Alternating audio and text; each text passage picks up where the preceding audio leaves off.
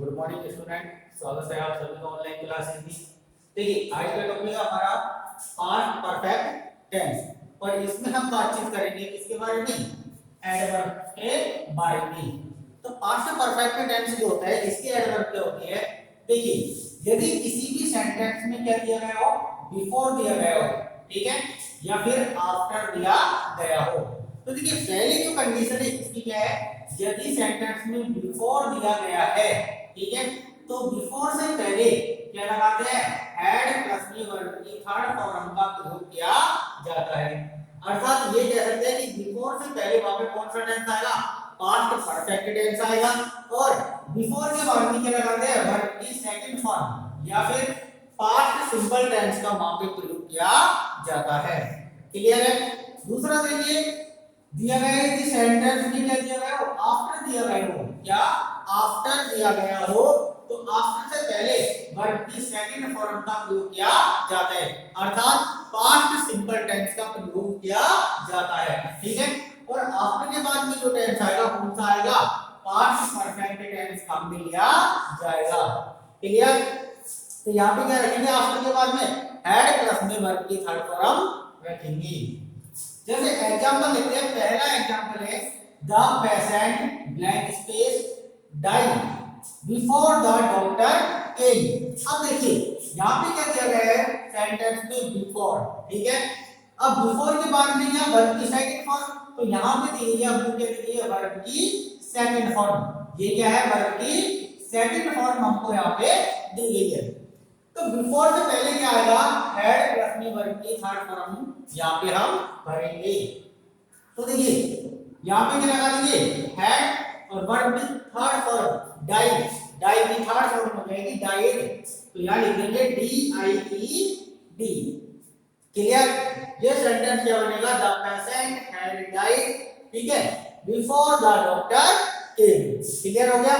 इसके बाद में दूसरा एग्जांपल देखिए, I blank space save my document before the computer crashed। अब देखिए यहाँ पे भी क्या दिया गया है, बिफोर दिया गया है, ठीक है, और बिफोर से पहले क्या है, ब्लैंक स्पेस है। अब बिफोर के बाद में यहाँ पे हमको क्या दी गई है, वर्ब की सेकंड फॉर्म दी गई है। जब यहाँ पे वर्ब की सेकंड फॉर्म दी गई है तो बिफोर से पहले हमको किसका प्रयोग करना है, हैड प्लस में वर्ब की थर्ड फॉर्म का प्रयोग करना है। तो यहाँ पे क्या आ जाएगा, हैड और वर्ब की थर्ड फॉर्म सेव, सेव की थर्ड फॉर्म तो जाएगी सेव्ड, ठीक है, सेव में डी लगा देंगे, तो ये क्या बन जाएगी, वर्ब की थर्ड फॉर्म बन जाएगी। क्लियर हो गया।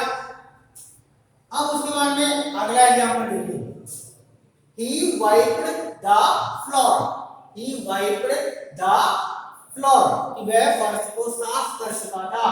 आफ्टर, आफ्टर यानी कि बाद में, द पेशेंट ब्लैंक स्पेस और क्या दिया गया लास्ट में ब्रैकेट में, गो। अर्थात कहने का मतलब है कि मरीज या रोगी के जाने के बाद वह फर्श को साफ कर चुका था। अब देखिए यहाँ पे जो कंडीशन है क्या दी गई है, आफ्टर दिया गया है और आफ्टर से पहले क्या दी गई है, वर्ब की सेकंड फॉर्म। तो देखिए वाइप की सेकंड फॉर्म होती है वाइप्ड, वाइप्ड का अर्थ होता है साफ करना या पोछा लगाना, ठीक है। अब इसके बाद में आफ्टर के बाद में ब्लैंक स्पेस दिया गया है, तो हम इसमें क्या भरेंगे, हैड प्लस में वर्ब की थर्ड फॉर्म भरेंगे। तो देखिए यहाँ पे क्या आ जाएगा, हैड और साथ में थर्ड फॉर्म, गो की थर्ड फॉर्म हो जाएगी, क्या हो जाएगी, गॉन, क्या हो जाएगी, गॉन। तो हेड के साथ में हम यहाँ पे क्या लगा देंगे, गॉन लगा देंगे। क्लियर है। इसी के बाद में नेक्स्ट एग्जांपल है, he blank space ring the bell before I open the door. देखिए क्या दिया गया है, बिफोर दिया गया है, तो बिफोर के बाद में क्या आनी चाहिए, वर्ब की सेकंड फॉर्म, तो यहाँ पे क्या दी गई है, वर्ब की सेकंड फॉर्म दी गई है, ठीक है। तो बिफोर से पहले हमको क्या भरना है, हैड प्लस में वर्ब की थर्ड फॉर्म भरनी है, तो यहाँ लिख देंगे हैड और थर्ड फॉर्म रिंग की थर्ड फॉर्म तो रहेगी रंग, आर यू एन जी, तो यहाँ लिख देंगे R U N G. Clear. He had rung the bell, कि वह घंटी बजा चुका था मेरे दरवाजा खोलने से पहले। क्लियर है? तो ध्यान रखना है, बिफोर से पहले हैड प्लस में वर्ब की थर्ड फॉर्म काम में लेनी है और बिफोर के बाद में क्या आएगा, वर्ब की सेकंड फॉर्म। ये देखिए हम इसको ऐसे भी कह सकते हैं कि बिफोर से पहले इसका प्रयोग किया जाता है पास्ट परफेक्ट टेंस काम में लिया जाता है। ठीक है? और बिफोर के बाद में पास्ट सिंपल टेंस काम में लिया जाता है। क्लियर है? कि बिफोर से पहले जो सेंटेंस होगा कौन सा टेंस होगा, पास्ट परफेक्ट का होगा, और बिफोर के बाद में पास्ट सिंपल का होगा। इसी तरीके से आफ्टर, अब देखिए इसमें क्या हो जाएगा, अपोजिट हो जाएगा। क्या हो जाएगा? अपोजिट। ये जो यहाँ पे पास्ट सिंपल लिया गया है इसको हम यहाँ पे लिख देंगे, तो आफ्टर से पहले क्या आ जाएगा, पास्ट सिंपल टेंस आ जाएगा, और आफ्टर के बाद में क्या आएगा, पास्ट परफेक्ट टेंस। क्लियर है? अगर सेंटेंस सिंपल में है तो सिंपल में भरना है, नेगेटिव में है तो नेगेटिव में, और इंट्रोगेटिव में है तो इंट्रोगेटिव में उसे फिल करना है। क्लियर? इसी के साथ में हमारा पास्ट परफेक्ट टेंस यहीं पे समाप्त होता है। इसके बाद में सेंटेंस ये क्लियर हो गए। इसके बाद में टेंस का अगला टाइप आता है, कौन सा टाइप है, पास्ट परफेक्ट कंटीन्यूअस टेंस। देखिए पास्ट परफेक्ट कंटीन्यूअस जो टेंस है, ठीक है, सबसे पहले हम बात करेंगे इसमें किसके बारे में, पहचान के बारे में, कि इस टेंस की जो पहचान होती है वो क्या होती है। तो देखिए यहां पे लिख देता हूं, past perfect continuous tense. Clear? अब देखिए इसकी जो पहचान होती है क्या होती है, हिंदी वाक्यों के अंत में क्या आता है, से रहा था, कॉमा से रही थी, कॉमा से रहे थे। क्लियर? आदि शब्द आते हैं। ठीक है? आदि शब्द आते हैं, लेकिन इसी के साथ में क्या दिया गया होता है, टाइम यानी कि समय भी दिया गया होता है। अब देखिए कि हिंदी वाक्यों के अंत में से रहा था, से रही थी या से रहे थे शब्द आते हैं, और उनके साथ में क्या दिया गया होता है, टाइम यानी कि समय भी दिया गया होता है। क्लियर है? तो ये इसकी जो होगी पहचान होगी।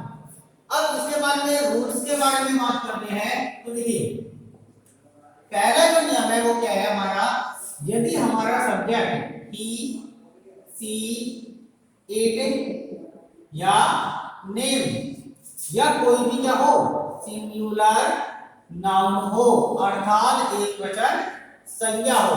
ठीक है? दूसरा देखिए, यदि सब्जेक्ट आई, वी, यू, दे या फिर कोई भी क्या हो, प्लूरल नाउन हो, अर्थात कोई भी बहुवचन संज्ञा हो। ठीक है?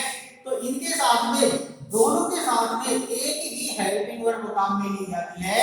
वो कौन सी आती है, हैड प्लस में बीन। कौन सी आती है, हैड प्लस में बीन। देखिए कहने का तात्पर्य ये है कि सब्जेक्ट हमारा चाहे सिंगुलर हो या प्लूरल हो, ठीक है, दोनों के साथ में एक ही हेल्पिंग वर्ब काम में आएगी। कौन सी आएगी, हैड बीन।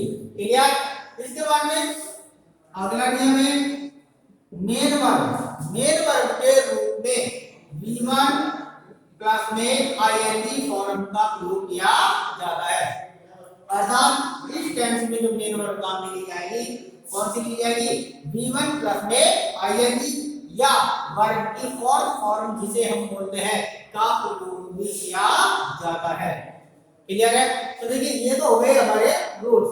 अब इसमें दिया गया है कि क्या पहचान के साथ में समय भी दिया गया होता है।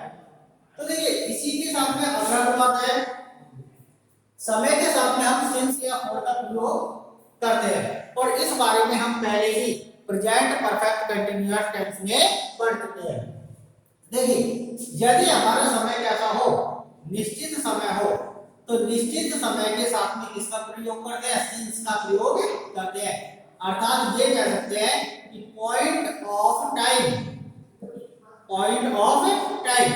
यानी कि समय के एक निश्चित बिंदु के साथ में किसका प्रयोग किया जाता है, सिंस का प्रयोग किया जाता है।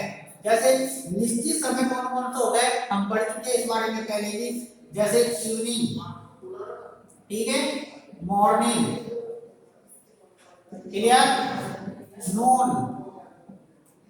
Midnight, don,